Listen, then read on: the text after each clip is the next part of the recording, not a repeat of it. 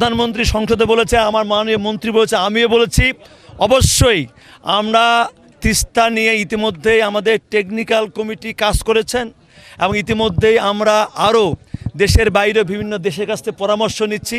কারণ একটি প্রজেক্ট কিন্তু একদিনও হবে না। আমাদের সরকারের মেয়াদ কেবল 5 মাস হলো, আমাদের কিছুদিন সময় দেন। ইনশাল্লাহ আমার অল্প কিছুদিনের ভিতরে আমরা তিস্তা যে মহাপরিকল্পনা প্রজেক্ট, সে প্রজেক্টটি আমরা বাস্তবায়নের কাজ পাইলট হিসেবে শুরু করব। নগদ নিয়ে এলো হার না মানা হার অফার। সর্বনিম্ন 10,000 টাকা রেমিটেন্স নগদে পাঠালে থাকছে স্বর্ণের হার জেতার সুযোগ। একটা বাদ দিলে এখানে কে বিএনপি করে, কে জামাত করে, কে এনসিপি করে, নদী ভাঙন কিছু আর দেখবে না, তাই না? সবাই উপকৃত হবে।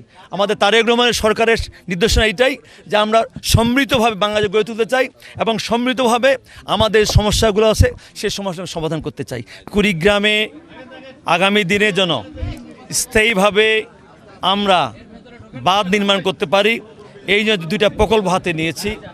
সেই প্রকল্প 2টা আমাদের কাজের অগ্রগতি এবং কত দ্রুততার সঙ্গে সেই প্রকল্প 2টা বাস্তবায়ন করে এই কুড়িগ্রাম জেলা শুধু চিলমারি নয়, রাজীবপুর নয়, এই টোটাল এলাকাটা যেন আমরা ভাঙন রোধ করতে পারি এবং এখানকার কোনো মানুষের যেন বাড়ি ঘর বা আমাদের অবকাঠামো, মসজিদ, মাদ্রাসা, মন্দির, শ্মশানঘাট, স্কুল, কলেজ, হাট, বাজার আর যেন নদীতে বিলীন না হয়ে যায়।